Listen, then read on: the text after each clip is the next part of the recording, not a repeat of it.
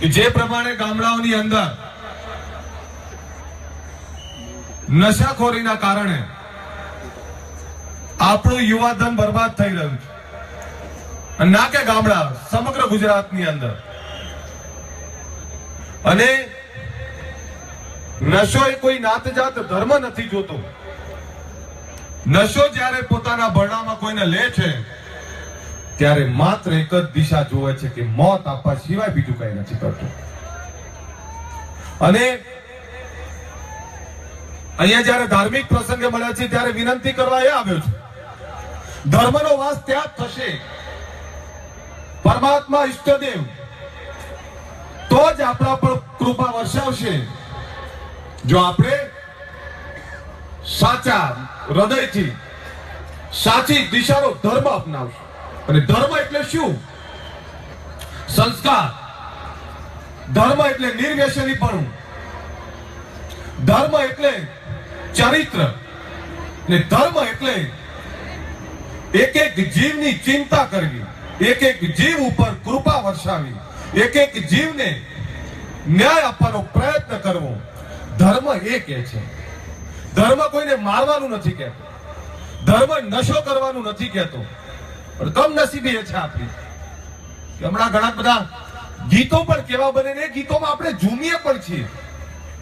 માફ કરશો, હું કોઈનો વિરોધી નથી, કોઈ કલાકારોનો વિરોધી નથી, પણ કલા એ હતી કે પહેલાના જમાનામાં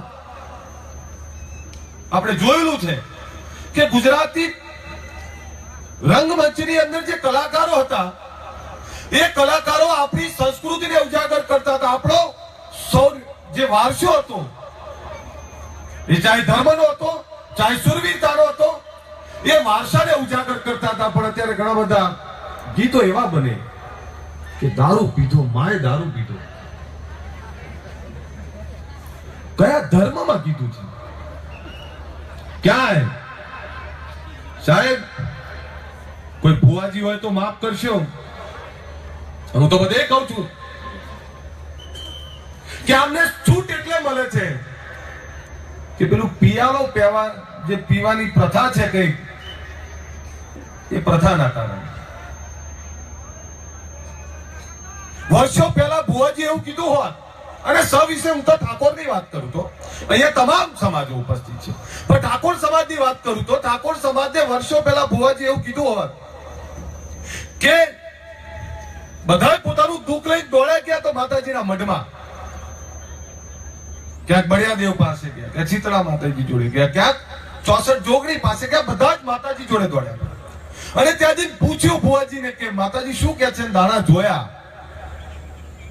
દાણા જોયા પછી ધોણીને ભુવાજી એટલું જ કીધું કે ખમા ખમા છે, ચિંતા ના કર, બધું દુઃખ તારું જતું રહેશે. ને એમાં દુઃખ તો ના ગયું, જમીન જાગીરી બધી જતી રહી આપણી. એના મૂળમાં શું કે આપણે એકલા પરમાત્મા ઉપર ભરોસો રાખીને બેહી રહ્યા. પરમાત્મા તો જ આપણા પર કૃપા વર્ષાવે કે આપણે પ્રયત્ન કરવો પડે, પરિશ્રમ કરવો પડે. અને એમણે એવું કીધું હોત કે બધું જ ખમા ખમા તો રહેશે, તારા દીકરા કે દીકરીને ભણાઈશ અને તું વ્યસનો છોડી દઈશ, આ બધી જ કૃપા તારા પર રહેશે. એટલે ભુવાજીઓને વિનંતી કરું છું કે હજુ મોડું નહીં થયું, હજુ કોઈ આવે તો કહેજો, બીમાર પડે તો દવાખાને જાઓ, સુખ મેળવવું હોય, પોતાનું ઘર પણ સુધારવું હોય તો દીકરા દીકરીને ભણાવો, અને સુખ મેળવવું હોય તો વ્યસનો છોડી અને પરિશ્રમ તરફ દોડો. આ શીખ તમારે આપવી પડશે. ધર્મના જે લોકો છે એ ધર્માચાર્યો આપવી પડશે. આ બધા જ લોકો આગળ આવવું પડશે. પણ વાત કરું વ્યસન મુક્તિની તો ઘણા બધાને સવાલો થાય કે તમે વ્યસન મુક્તિ કેમ પકડી? પહેલા સાહેબ કમનસીબી મારા સમાજની, અને આજે તો આખું ગુજરાત મારું છે, પણ મારા સમાજની વાત કરું તો એક પરિવાર એક વ્યક્તિના વ્યસન કરવાના કારણે એ પરિવારમાં મા બાપ દુખી, પત્નીને પીડા, બાળકોની યાતનાઓનો પાર નહીં. એક માત્ર દારૂના દૂષણના કારણે કોઈ સમાજ જો બરબાદીની કગાર ઉપર આવ્યો હોય તો એ પહેલો મારો સમાજ હતો, બીજો કોઈ સમાજ નતો. અને આ સમાજના 10 થી 15 હજાર યુવાનો માત્ર દારૂના કારણે વર્ષે મરી રહ્યા છે. એ દિશા બદલાણી છે કે છેલ્લા 1 વર્ષમાં હું ગર્વ સાથે બળિયાદેવના આશીર્વાદ લેવા આવ્યો છું અને ગર્વ સાથે કહું છું કે છેલ્લા 1 વર્ષથી જે અમે વ્યસન મુક્તિની વાત પૂરી ઈમાનદારીથી મક્કમતાથી ઉપાડી, આજે ઠાકોરનો 30 વર્ષનો યુવાન કોઈ જ વ્યસન મોટા ભાગનો નથી કરતો, એ ગર્વ સાથે કહું છું. અને એની સાથે આખું ગુજરાત જોડાયું છે. પણ વ્યસનના કારણે 10 થી 15 હજાર યુવાનો જે સમાજના મરતા હોય, વ્યસનના કારણે ઘરમાં એ પત્ની જે લક્ષ્મી છે એને પારાવાર યાતનાઓ મળતી હોય, બાળકોને યોગ્ય દિશા ના મળતી હોય, બાપનો જે સહવાસ મળવો જોઈએ એ ના મળતો હોય, જે બાપે દીકરાને મોટો કર્યો, જે મા બાપે મોટો કર્યો, એમ એવું અમારું ગળપણ સુધારશે. એ ગળપણની અંદર 60-70 વર્ષે પણ મા બાપે ઢહેડા કરવા પડે, એ જ દીકરાને એના જ બાળકોનો નિર્વાહ કરવા માટે એમને મહેનત કરવી પડે, ત્યારે એવું થાય કે આ કઈ દિશા તરફ જઈ રહ્યા છે આપણે. એટલે વિનંતી કરવા આવી છે. અને બળિયાદેવ ને આ ગામ ઉપર અને સમગ્ર ગુજરાત ને સમગ્ર સમાજ ઉપર એવા આશીર્વાદ, એવી કૃપા વર્ષે કે ગુજરાતનો એક ઘર, એક પરિવારનો દીકરો કોઈ જ પ્રકારનું વ્યસન ના કરતો, એવા આશીર્વાદ લેવા બળિયાદેવ પાસે આવ્યો છું. અને આશીર્વાદ એટલે લેવા આવ્યો છું. શું થયું?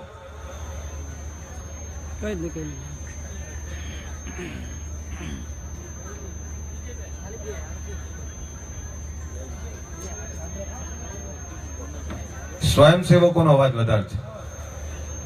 સ્વયંસેવકોને વિનંતી કરું કે 2-5 મિનિટ શાંતિ રાખજો.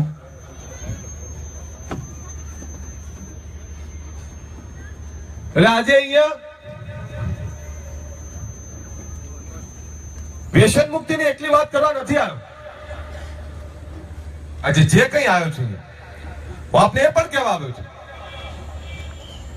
કે ગામની અંદર આજે બળિયાદેવનો પ્રસંગ છે. આખું ગામ એક રસોડે જમ્યું હશે, આખું ગામ એક હશે, પણ પેલી સરપંચની નાની નાની ચૂંટણીઓમાં પાછા જુદા પડી જઈએ આપણે. આ ચૂંટણીઓના કારણે ગામની એકતા ના તૂટે એનું પૂરું ધ્યાન રાખજો. કારણ કે તમે ગામની અંદર કોઈ ઠાકોર હશે, કોઈ ચૌધરી હશે, કોઈ દરબાર હશે, કોઈ દલિત હશે, તમામ અલગ અલગ કોમ હશે, પણ આ જ ગામના જ્યારે તમે અમદાવાદ કે દેગામની અંદર ગામની બહાર ભેગા થાવ છો ત્યારે શું કહો છો ખબર છે? આ તો મારા ગામનો મારો ભાઈ છે, મારા ગામની મારી બેન છે. અને કદાચ બીજા કોઈ ગામમાં જાઓ તમે અને દીકરી તમને જોઈ જાય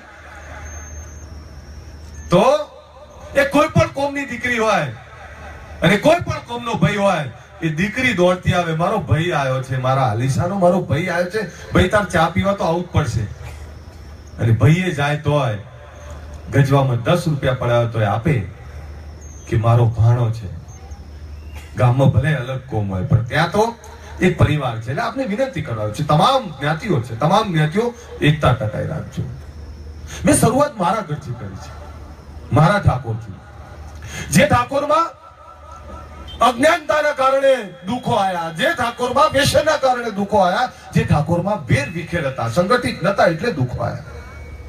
એ ઠાકોરની અંદર વ્યસન મુક્તિની વાત લઈને આવ્યા છે, શિક્ષણની વાત લઈને આવ્યા છે. અને અમારું સપનું છે ભાઈ, અમારો દીકરો કે દીકરી એ ક્યાંક પોલીસ સ્ટેશન અંદર પીએસઆઈ કે ડીએસપી બનીને બેઠો હોય, અમારો દીકરો કલેક્ટર બનીને બેઠો હોય, એના માટે લઈને નીકળ્યા છે. અમારે અમારા દીકરાના હાથે ઓપરેશન કરાવવા છે, અમારે દીકરો કે દીકરી ડોક્ટર બને એ સપનું લઈને નીકળ્યા છે. કોઈનું છીનવા નથી નીકળ્યા. મારે મારા સમાજને આગળ લઈ જવો છે. મારું સપનું છે કે મારા બાળકો બેઠા જ્યારે ગયેલો હોય ત્યારે હું કહેવા કે દાદા અમદાવાદ એરપોર્ટ મૂકવા આવજો, હું અમેરિકા જાઉં છું, ડોક્ટર થઈને પાછો આવીશ. આ સપનું છે. એ સમાજને શિક્ષણ તરફ આગળ લઈ જવું પડશે. એના માટે ગામડે ગામડે ફ્રી ટ્યુશન ક્લાસીસ ચાલુ કર્યા છે. પણ અમારે સપનું છે કે સમાજની યુનિવર્સિટી બને. ઓછા આયા, જો પેન પકડાવનારા વધારે આયા હોય તો આ દિશા અલગ હોય. પણ આપને વિનંતી કરવા આવે છું, નાના મોટા વ્યસનો કરતા હો તો છોડી દેજો. વ્યસનથી કઈ નહીં મળે. અને તમે તમારા પરિવારને પ્રેમ કરતા હો, તમારા પરિવાર માટે તમને લાગણી હોય. હમણાં એક દાખલો આપું ધર્મથી જોડાયેલો. રસ્તામાં આવતા હતા તો મેં કહ્યું અમારે અમારા સુરપાલસિંહ ને મુકેશભાઈ બધું કાલે એક જ્યોતિષ આવ્યા હતા. હું ઓળખતો નતો, મારી કુંડળી લઈને આવ્યા હતા. મને કે સાહેબ કોઈ વિધિ બતાવવા નહીં આવ્યો, પણ તમારી કુંડળીજીને એક સલાહ આપવા આવ્યો છું. આમ તો કઈ જરૂર નહીં કે બધું નાના કોને. મને કે જ્યાં જાવ ત્યાં એક જ વાત આરી કરજો, તમારી હસ્તરેખા, તમારી કુંડળી કે તમારું ભાગ્ય એ તમારે જાતે લખવાનું હોય છે. અને ભાગ્ય અને તમારી કુંડળી તો જ કામ કરે ને પરમાત્મા તો જ તમારી ધાર્યું કામ કરે. જે ઘરની અંદર જેનો બાપ ખુશ હોય, જેનો બાપ દીકરાને આશીર્વાદ આપતો હોય અને જેના ભાવ દીકરાને એવા હોય કે હું જે કઈ છું એ મારા બાપ ને મારા માના કારણે છું, એના ઉપર સૂર્ય અને શનિની સૂર્ય અને ચંદ્રની કૃપા રહેશે. મને નવે લાગી, મેં તું કઈ રીતે તમે આવું બધું કહો છો? મને કે આ છે ને એક વિદ્યા છે, આ એક વિદ્યા છે જે ગ્રહોના પરિબળોના આધારે આ કામ કરતું હોય છે. એટલે તમારા સમાજમાં જાઓ તો એમને કહેજો કે તમે મંદિરમાં જજો, મઠમાં જજો, પણ શરૂઆત પોતાના મા બાપથી કરજો. અને જ્યાં મા બાપ ખુશ હશે ત્યાં પરમાત્મા, ઈષ્ટદેવ, લક્ષ્મીદેવ બધાનો વાસ રહેશે. બીજું એ કહેજો કે તમારું ભાગ્ય એ તમારી પત્નીથી હોય, તમારા બાળકોથી હોય. જે ઘરમાં જેની પત્ની અને બાળકો ખુશ ત્યાં લક્ષ્મીનો વાસ રહે છે. એટલું યાદ. માહોલ હોય, કંકાસ ના હોય, ત્યાં લક્ષ્મીનો વાસ રહે છે. અને આપણે કહીએ છીએ કે બાળકમાં એ ભગવાનનો અવતાર છે, સ્ત્રી એ લક્ષ્મીનો અવતાર છે. તો મને કહો, દારૂ પીતા હોય એમના ત્યાં તો પત્ની માર ખાતી હોય, રોતી હોય, બાળકો દૂર ભાગતા હોય, રોતા હોય. જ્યાં સ્વયં લક્ષ્મી નારાયણ ભગવાન પોતે દુખી હોય ત્યાં લક્ષ્મીનો વાસ કેવી રીતે રહે? એટલે આપણે વિનંતી કરવા આવ્યો છું, તમારા બાળકો માટે પ્રેમ હોય, તમારા બાળકોનું ઉજ્જવળ ભવિષ્ય ઈચ્છતા હોય તો વ્યસનોની તિલાંજલિ આપજો અને સારું શિક્ષણ આપજો. તમે ઈચ્છો કે ગરીબને તમને પણ એ સારી જાત્રાઓ કરાવો, તમને સુખ આપે અને તમે પણ તમારા ઘરની બહાર ઢોલીઓ નાખીને બેઠા હો અને ગર્વથી કહી શકો કે મારો દીકરો કમાય છે, મારો દીકરો અમને સુખેથી રાખે છે. તો એના માટે દીકરો કે દીકરી આને ભણાવવા પડશે. તમામે સમાજોનો અભ્યાસ કરો. જે સમાજોએ ધર્મ અપનાવ્યો, ધર્મ કયો અપનાવ્યો? અંધશ્રદ્ધા નહીં અપનાવી. ધર્મ એ અપનાવ્યો કે જ્યાં માનવ કલ્યાણનું, જીવદયાનું કામ ચાલતું હોય, જ્યાં વ્યસનોને તિલાંજલિ આપવાનું કામ થતું હોય. તમામે સમાજોનો અભ્યાસ કરો જે સમાજોમાં સ્ત્રીનું મહત્વ છે. સ્ત્રીનું જે ઘરમાં ચાલ્યું એ તમામ પરિવાર સુખી છે. પણ આપણી કમનસીબી એ છે કે આપણે બધા મૂછો રાખીને એવું કહીએ છીએ કે અમારું ચાલે, બૈરાન ના ચાલે. પણ માફ કરશો, અહીં બેઠેલો એક પુરુષ એવું કઈ બતાવે કે મારા ઘરમાં મારું ચાલે છે, પત્નીનું, માનું, બહેનનું, સ્ત્રીનું ચાલતું હોય ઘરમાં. ચાલે ખરું કોઈ બીજાનું? જો પુરુષ એવું કે અમારું ચાલે છે, ખાવા ના મળે. પણ સ્ત્રીનું ચાલવું એટલે જોઈએ. એવું નહીં કહેતો કે તમામ વસ્તુ ચાલે, પણ સ્ત્રીનું એટલે ચાલવું જોઈએ કે ઘરમાં રહેલી આપણી પત્ની, આપણી માં, એ દીકરી આપણું પુરુષનું તમામનું ધ્યાન રાખે, આખા પરિવારને. તમે કદાચ નોકરી જતા હશો તો 10 થી 5 નોકરી કરતા હશો, પણ એ આપણા ઘરમાં રહેલી સ્ત્રી સવારે 6 વાગે ઉઠે, સૌથી પહેલા ઉઠે અને સૌથી મોડા રાત્રે 12 વાગે ઊંઘે. આખા ઘરની ચિંતા કરે. અને તોય આપણે એવું કહીએ તને સુખ અમે આપીએ છીએ. સુખ આપણે નહીં આપતા, આપણે તો ખાલી પૈસા આપીએ છીએ. સુખ એ આપે છે આપણે, બીજું કોઈ નહીં આપતું. અને વિચારવું પડે, નહીતર બધા બાદશાહ બની ફરીએ છીએ. તો દાખલો ખબર હશે કદાચ તમને કે અકબર રાજાએ બિરબલને પૂછ્યું કે બિરબલ, આપણા દેશની અંદર કોણ એવું છે જે પોતાની સ્ત્રીનું કીધું નહીં કરતું? તો બિરબલે તરત કીધું કે રાજા, હું તો નથી, હું તો ઘરે કીધું જ કરું છું. તમે કરે, હું એ જ છું, પણ મારે જાણવું છે કે બીજું કોઈ એવું છે ખરું? ઢંઢેરો પીટવરાયો રાજની અંદર. કે ભેગા થાવ. બોલાયા બધાને, આખું નગર આવ્યું. એક બાજુ સફરજનનો ઢગલો કર્યો તો એક બાજુ ઘોડો બાંધેલો હતો. રાજા એવું કીધું કે જે પોતાની સ્ત્રીનું કીધું ના કરતો હોય ઘોડો લઈ જાય, અને જે કીધું ના કરતો હોય કીધું કરતો હોય એ સફરજન લઈ જાય. બધાય સફરજન લઈને ચાલવા માંડ્યા બોલ્યા વગર. પણ મારા જેવો હતો એ પાકા પોતરી હતો થોડો. ઘોડો આપો કે? રાજાએ પૂછ્યું કેમ? આપણું જ ચાલે, કોઈનું ના ચાલે ઘરમાં. સારું લઈ જાઓ તાણે, અમે તો માની લીધું. મારતા ઘોડે ઘરે ગયો.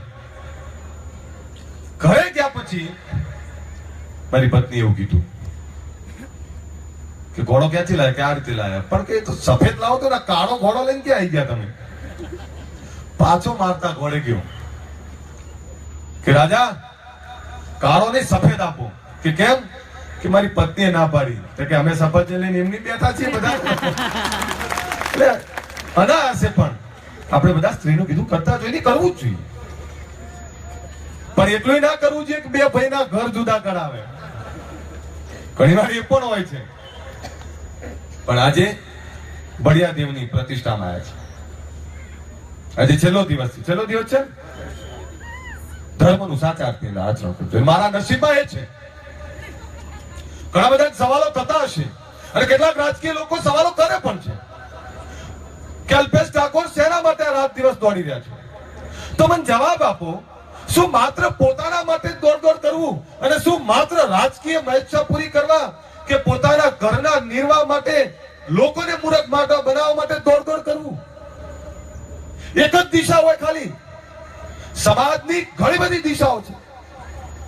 તમારે ઘણી બધી દિશાઓની અંદર સમાજને આપવું પડે. અને પોતાના માટે તો બધા જીવી બતાવે, બીજાના માટે પણ જીતા શીખવું પડે. આજે તમને ગર્વ સાથે કહું કે અલ્પેશ ઠાકોર આજે જે કઈ છે, એમણે કહ્યું કે દારૂબંધીનો કડક કાયદો સરકારે બનાવવો પડ્યો. પણ તમને એ પણ કહું, જ્યારે કાયદો બને ત્યારે સરકારે ક્યાંય ઠાકોર સેના કે કોઈનું નામ ના લીધું. શું કીધું ખબર છે? અમારી કટિબદ્ધતાના કારણે અમે દારૂબંધીનો કડક કાયદો બનાવ્યો. અમને કો કટિબદ્ધતા કેટલાને ખબર પડે? સવાલ ખબર નહીં પડે. કટિબદ્ધતા એટલે શું એ કોઈ ખબર નહીં. એટલે અમારી ઈચ્છા શક્તિના કારણે. પણ આપને કહું 22 વર્ષથી ગુડાણા છે, એક જ સરકાર છે, દારૂ ખુલ્લેઆમ વેચાય છે. અને દારૂબંધીનો કડક કાયદો બનાવ્યા પછી ઠાકોર સેના મોનિટરિંગ કરી રહી છે, તોય દારૂ વેચાય છે.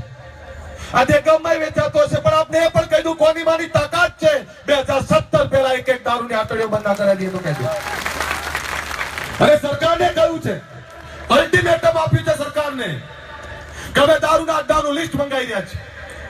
અમારે નથી જોતું કે ગુજરાતનું યુવાધન મરે, અમારે નથી જોતું કે કોઈ મારો દીકરો મરે, અમારે નથી જોતું કોઈ પત્નીનો પતિ મરી જાય, અને અમારે નથી જોતું કોઈ બાળકનો બાપ મરી જાય. ગુજરાતમાં દારૂ ભગાડીને રહીશું એ નેમ સાથે બળિયા દેવને વચન અપાવે. અને તમને એ પણ કહી દઉં, સરકાર કરી ના શકે તો એમાં પાણી હોય કે ના હોય, આપણામાં પાણી છે દારૂ બંધ કરાવવાનું. અને આજે ઠાકોર સેનાનો યુવાન જઈને ઉભો રહે તો બુટલેગરો ભાગી જાય, તો પોલીસે અડ્ડા બંધ કરાવવા પડે. અમારે કોઈ દાદાગીરી કરવી નથી કે અમારું વજૂદ એવું સાબિત નહીં કરું કે અમે કોઈ ડરાવવા માંગીએ છીએ. અમારો મુદ્દો એ છે, અમારે ગામને બચાવવું છે, અમારી યુવા પેઢીને બતાવવી છે. અને બીજા મુદ્દા એવા ઘણા બધા છે કે ગુજરાતમાં યુવાનોને નોકરી ના મળે. હવે નોકરીઓ ના મળતો તો કરે શું? એટલે તમને એ પણ કહી દઉં, સરકાર ટાટાને લઈ આવી હતી, 23 તારીખે ટાટાને તાળું મારી દે. ટાટાની કોઈ જરૂર નહીં ગુજરાતની અંદર, મારા દીકરાઓને નોકરીઓ આપો. પણ આ વ્યવસ્થા પરિવર્તનની વાત છે, કોઈ પાર્ટી માટેની વાત નથી.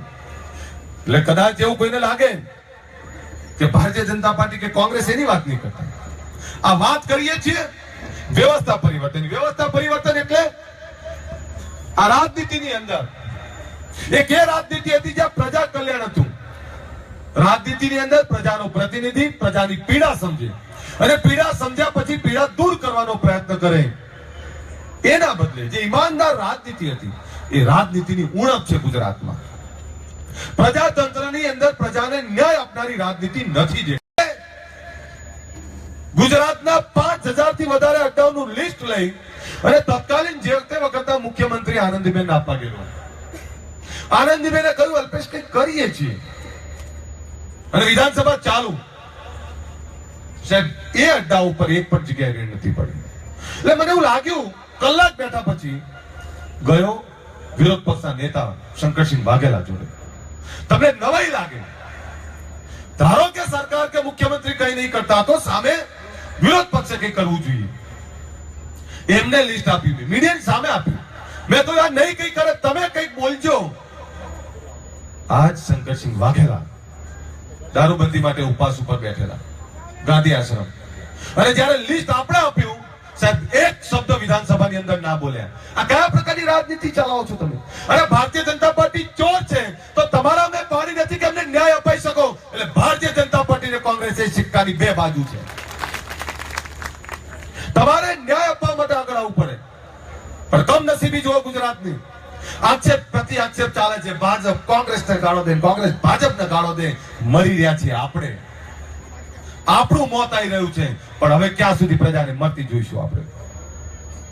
એટલે આજે તો ધાર્મિક પ્રસંગે આવ્યો છું, કોઈની સભામાં નહીં આવ્યો, પણ પીડા છે કે મારા દીકરાઓને નોકરીઓ નહીં મળતી. અમારો 95% વાળો દીકરો કે દીકરી ડોક્ટર નહીં બની શકતા, પેલો 50% વાળો 1 કરોડ રૂપિયા આપી અને ડોક્ટર બની જાય છે, એની ચિંતા છે. કેટલાક લોકો અનામતનો સવાલ ઉઠાવે, મારો ઓબીસી એસસી એસટી નો દીકરો કે દીકરી 94-95% ડોક્ટર બને છે, પણ 50% જે ડોક્ટર બને છે, જરા એની તો તપાસ કરો. એક કરોડોપતિનો દીકરો બને છે, એનો સવાલ કરવાની જરૂર છે. પણ આજે ગરીબની લડાઈ લડનારું કોઈ નથી. આજે મારા ભાગમાં આવ્યું છે કે ગરીબને પછાતની લડાઈ લડવાનું આવ્યું છે. અને તમને એ પણ કહું, બળિયાદેવની સાક્ષીએ એટલો ભરોસો રાખજો, અલ્પેશ ઠાકોરને બનાવનાર તમે છો. અલ્પેશ ઠાકોર નામનો વ્યક્તિ આવ્યો છે, એને બનાવનાર તમે છો. એના પર અધિકાર તમારો છે. આ દુનિયામાં કોઈ એવા પૈસા નથી કે અલ્પેશ ઠાકોરને ખરીદી શકે. કોઈ પદ નથી બન્યું કે મને ખરીદી શકે. ને બળિયાદેવની સાક્ષી આવું તમને વચન આપું છું કે બળિયાદેવ, જે દિવસે મારામાં ખોટ આવે તો ઊંઘમાં મારી નાખજો, પણ ગદ્દારી આ ગરીબને પછાત જોડે ના કરી છે ના કરવા દઈશું. મને જેટલી ગાળો દેવી એટલી દેજો, પણ ન્યાય આ ગરીબના ખોડિયાની અંદર એક માને, ગરીબ માને કમાઉ દીકરો આપી દઈશ. આ ગરીબને પછાતો વિકાસ કરીને રહીશું, એના માટે લડીશું. પણ જે પ્રકારની દિશા તમે આપી છે, ઘણીવાર મને એવું થાય, અરે શું છે 40 વર્ષના અલ્પેશ ઠાકોરમાં જે વિચાર મૂકું છું, તમને એવું છે કે ઈમાનદારીથી લડશે, આ જે બોલે છે કરશે, અને જે દિવસે ના કરું ત્યારે શું થાય તમારી હાલત? સાહેબ કોઈના પર ભરોસો નહીં કરી શકો. 100 વર્ષ પછી ઠાકોર સમાજ એક થયો, 100 વર્ષ પછી પછાત એક થયો છે. આજે 40 વર્ષના દીકરા પર તમે ભરોસો કરો છો, ક્યાં એના માટે નહીં, આપણા માટે દોડી રહ્યો છું. અને મને બનાવનાર તમે છો. મને ઘણી વાર એવું થાય કે યાર મારો 80 વર્ષનો બાપ, કારણ કે બેઠેલી ક્યાંક કોઈક મારી માં છે, મારી દીકરીએ બેઠી છે, મારી બહેને બેઠી છે, મારો બાપે બેઠો છે, મારો ભાઈએ બેઠો છે, મારી દીકરોએ બેઠો છે, અહીં મારો પરિવાર બેઠો છે. અને આ પરિવારમાં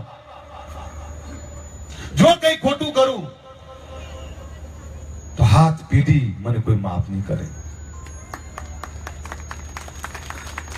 જે કઈ તમે બનાવ્યો છો એના પર અધિકાર તમારો છે, પણ મારું સપનું છે જે દિવસે હું ના હોઉં એ દિવસે મારા 2 દીકરાને એટલું જ કહેજો. મેં મારા 2 દીકરાને એટલું જ કીધું, તારો બાપ કઈ મૂકીને જાય કે ના જાય, પણ એક એવી આબરૂ, એવી સુરવીરતા મૂકીને જઈશ કે આ વિશ્વ અને ગુજરાત તને એવું કહે છે કે તારો બાપ મરદ હતો, કે આ ગરીબો માટે લડી જતો રહ્યો.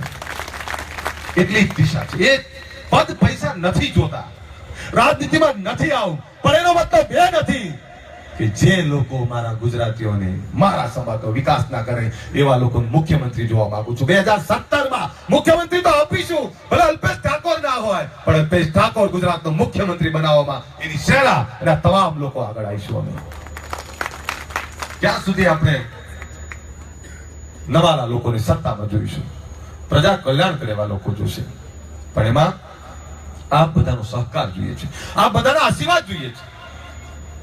આ બધાના સહકાર, આ બધાના આશીર્વાદ વગર કઈ નથી.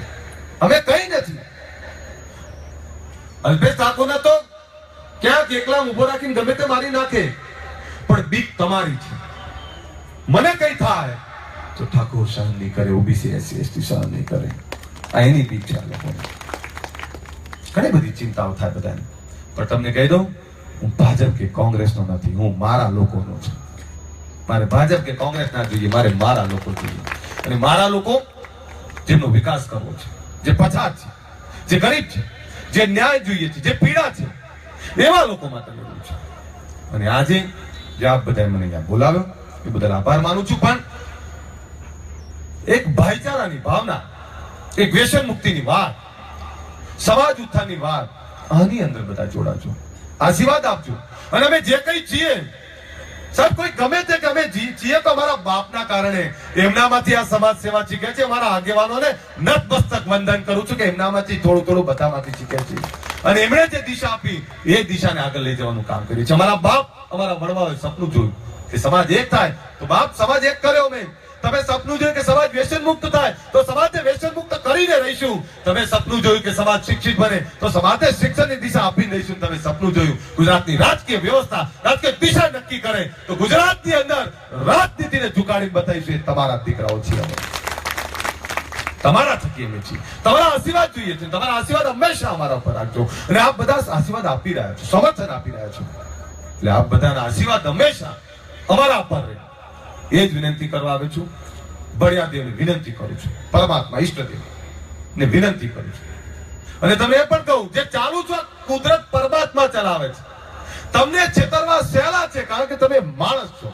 માણસ માણસને છેતરી શકે, કુદરતને નહીં છેતરી શકે. કદાચ ગમે એટલી સારી વાતો કરું હું તમારી જોડે, પણ મનમાં શું ભાવ પડ્યો છે એ તો બળિયા બાપને ખબર છે. કે તું બોલે છે કઈ, પણ તારામાં ભાવના શું છે.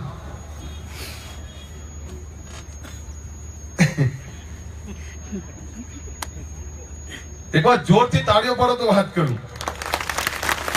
ઠંડી લાગે, ઠંડી જતી રહી. હવે એક વાર જોરથી તાળીઓ પાડો. બહેનો તાળીઓ કેમ નહીં પડતા? બધાની તાળીઓ પડે એક વાર જોરથી.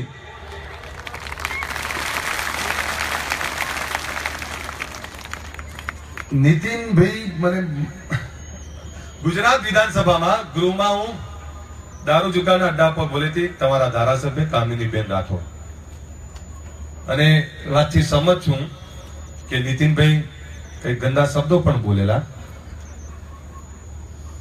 પણ આપનો આભાર માનીએ ને આપને અભિનંદન આપીએ. પણ બેન, અમારે શંકરસિંહ વાઘેલાનું સ્ટેટમેન્ટ જોઈતું તો અત્યાર સુધી નથી આવ્યું કે કમ નસીબી છે. આપ વ્યક્તિગત રીતે નૈતિકતાથી કામ કરો છો, એ બદલ આપને અભિનંદન આપું છું. અને સ્ત્રી તરીકે સ્ત્રીની પીડા સમજે, કારણ કે દારૂથી સૌથી વધારે કોઈને પીડા હોય તો એ સ્ત્રી ન હોય. આ તો ક્ષત્રિય સમાજમાંથી આવતી સ્ત્રી છે, એટલે સ્વાભાવિક છે.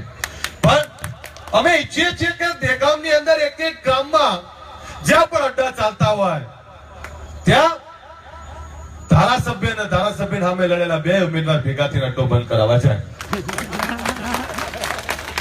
તો જ અમને આનંદ થશે. પણ અહીંયા તમામ સમાજની બહેનો હાજર છે. તમારો દીકરો છું, તમારા થકી છું, એટલો ભરોસો રાખજો. તમારો દીકરો એ વેચવું માલ નથી. તમારો દીકરો બાપ બનવા નીકળ્યો છે, ગુજરાતના ગરીબોનો બાપ બનાવવા નીકળ્યો છે. હું ઘણી વાર એવું કહું કે પાણી નથી, એટલે મુખ્યમંત્રી કે યાર આવું કેમ બોલો છો કે તમે અમારામાં પાણી નથી? બધું માફ કરશો સાહેબ, તમારી અટક ભલે પાણી હોય,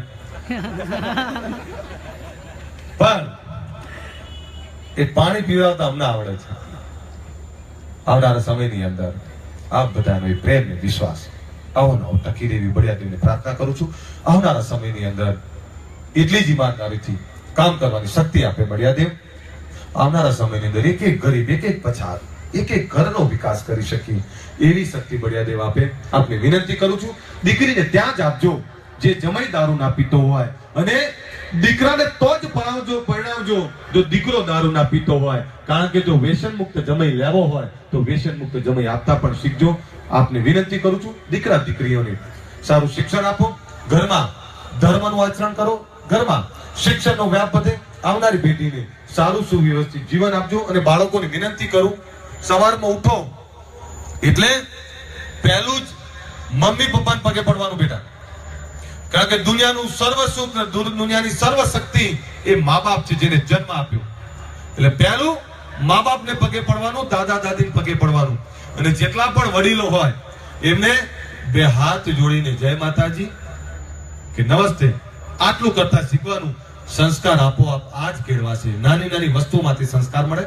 એટલે આપ બધાને હું તો કેવો મહાન છું નહીં, પણ જેટલું આવડે એટલું બોલી નાખું છું. પણ આપ બધાનો આ સાથ ને